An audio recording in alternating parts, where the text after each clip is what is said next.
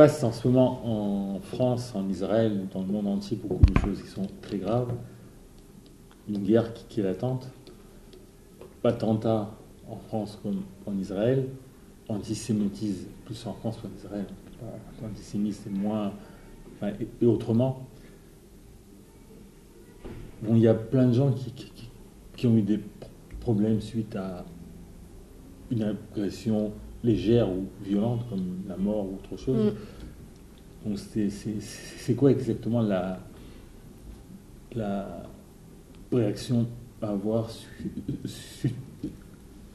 à la suite d'un problème traumatique? Alors justement, il faut tout de suite parler de son problème et peut-être pas spécialement raconter 1000 fois ce qui s'est passé, mais surtout dire ce qu'on a ressenti.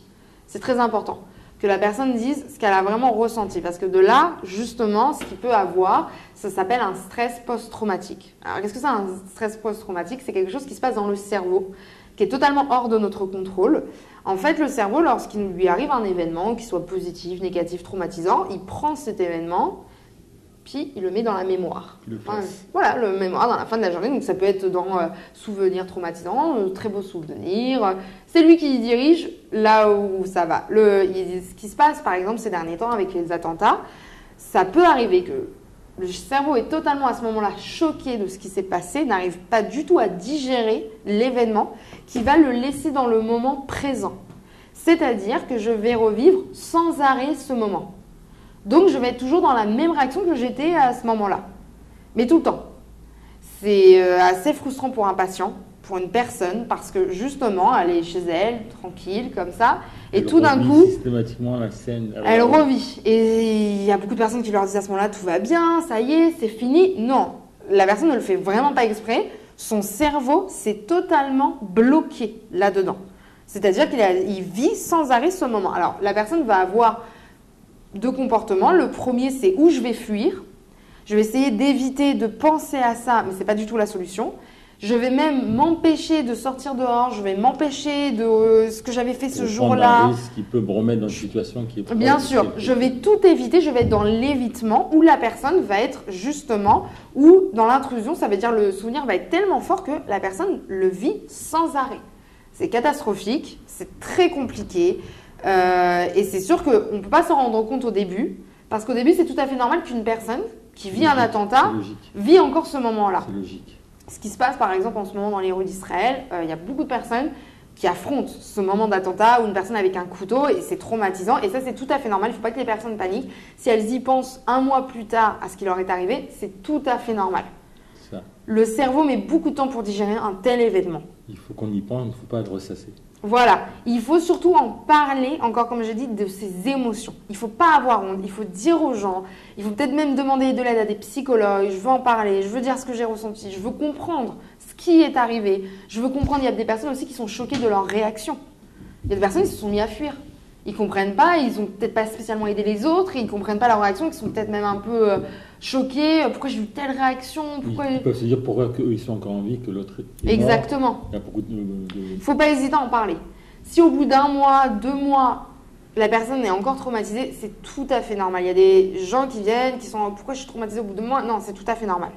Par contre, c'est vrai qu'il y a des événements qui durent 6 mois, 1 an, 2 ans. Ça veut dire que l'événement est encore là, même après 2 ans. Est-ce qu'il faut essayer de revivre la scène avec une fin heureuse pour s'enlever le traumatisme? Non, le cerveau, il n'est pas naïf.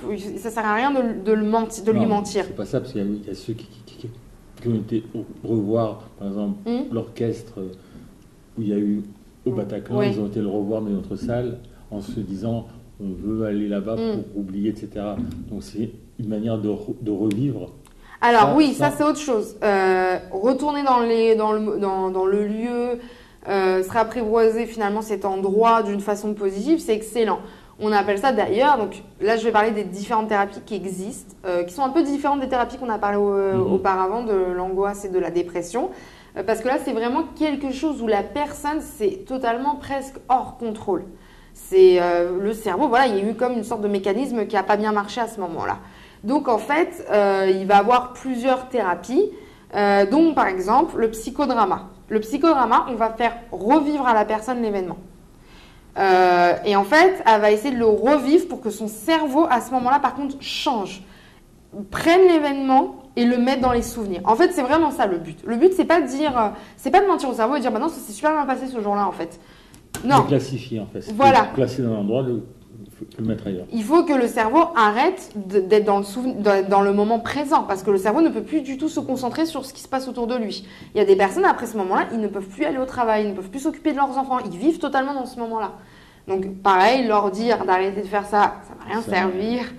C'est vraiment, ça va rien servir du tout. Mais par contre, il faut, par exemple, dans le psychodrama, ça veut dire qu'on met en scène, on remet en scène, on met même des acteurs, on joue, vraiment on remet en scène pour que la personne se remette ça. Et finalement, peut-être qu'à ce moment-là, son cerveau va avoir un autre comportement. Il va évoluer autrement. En fait. Voilà. Et il va assimiler le drame. Exactement. Et il va y avoir une autre thérapie qui aujourd'hui, pour les stress post-traumatiques, qui est la meilleure thérapie, c'est l'EMDR. Alors cette thérapie, elle a vraiment été... Mort de rire. Ah, on me l'a déjà dit celle-là. Non. EMDR, c'est le mouvement par les yeux. Cette thérapie, elle a été découverte par un neurologue qui s'est rendu compte, en fait, on bouge, la personne, on lui demande de revivre ce moment et on lui fait bouger ses yeux de gauche à droite. Et en fait, c'est un neurologue qui s'est rendu compte de justement cette thérapie. En fait, par hasard, lui-même avait un traumatisme. Et il s'est à un moment remémoré ce traumatisme-là. Et par hasard, il a commencé à bouger ses yeux de gauche à droite en suivant un objet précis.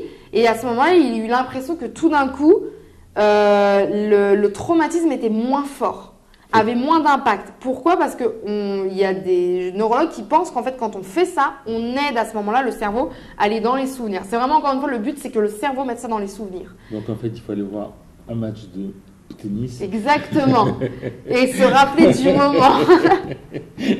Le problème. Et voilà, exactement. Et puis après, tout est réglé. C'est facile. Non, mais en tout cas, il faut aller voir un professionnel pour ça. Il faut parler de l'événement et la personne va réussir à nous mettre à avoir cette technique. Et justement, même au bout d'une séance, 2 séances, la personne peut tout de suite ressentir que, en tout cas, ce qu'elle ressent face à cet événement a baissé. C'est-à-dire qu'elle se sent moins angoissée en pensant à cet événement. Et c'est justement, encore une fois, dans le post-traumatique, vraiment le but, c'est pas de changer le souvenir, ça reste un mauvais souvenir, ça reste quelque chose difficile pour la personne et peut-être toute sa vie, elle s'en rappellera. Par contre, elle n'est pas obligée toute sa vie de vivre avec.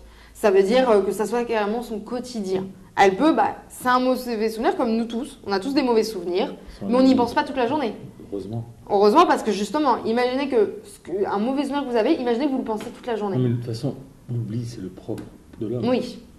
Le cerveau a besoin d'oublier pour justement avancer. C'est clair. De toute façon, si on sait qu'on doit mourir un jour, si on y pense du matin au soir, il ne faut pas y penser. C'est exactement. Parce que c'est une fin inéluctable. Ouais. Donc on ne vit pas avec. Heureusement. Oui, mais justement, c'est pour ça que c'est aussi difficile pour une personne. En fait, ce genre de traumatisme, c'est les gens qui ont vu la mort de tout près. Oui. Là, ils se rendent compte de... Mais le problème, c'est que le cerveau, voilà. Ça reste imprégné comme ça pendant un moment où le cerveau, lui, ne pense qu'à ça. Et c'est vrai qu'aujourd'hui, il y a beaucoup de personnes à qui ça arrive. Les attentats touchent tout le monde aujourd'hui. Ça va dans les rues. C'est pas seulement ici, c'est partout. Malheureusement, c'est pas dans le monde entier. C'est pour ça que le cerveau a autant du mal à digérer parce que déjà, il n'était pas prêt à un tel événement. Un cerveau n'est pas prêt à un événement pareil. C'est clair. Donc, c'est quelque chose que quand il lui arrive, il ne comprend pas, donc il ne peut pas le mettre dans le souvenir, il ne sait même pas dans quelle case le mettre. Encore, ce qu'il faut, c'est que nous, on se dise qu'on a quand même une chance relative. C'est qu'on a ce problème qui est ponctuel, mais il y a des gens, par exemple, en Syrie, Irak ou Libye, qui vivent avec ça tous les jours. Bien sûr. Et là, c'est un autre problème, c'est 100 fois plus grave. Faut toujours c'est leur quotidien. Leur quotidien, il faut se dire, bon, nous, c'est arrivé une fois, on est en vie, Dieu merci. Mais il y a certains qui... c'est tous les jours. Bien sûr. Et ça, c'est un vrai traumatisme. Ça fait partie du quotidien où à ce moment-là, le cerveau... Je pense que c'est peut-être ces gens-là, ils le vivent mieux parce que pour eux, ça devient une chose naturelle, quand chez nous, c'est comme une chose exceptionnelle. C'est pour ça que d'ailleurs, on a du mal à le digérer. C'est parce que notre cerveau n'a pas du tout été préparé à un événement pareil. Il ne sait même pas dans quelle case le mettre. C'est-à-dire, c'est plus qu'un mauvais souvenir. C'est quelque chose... En fait, c'est ce qui se passe ici un peu en Israël. Les gens, après qu'il y ait eu un problème, 2 secondes après, la vie reprend, ça devient une chose naturelle. Oui. En France, c'est beaucoup plus amplifié avec des manifs, des machins, etc. Que nous aussi, on vit d'une manière beaucoup plus saine, en fait. Oui.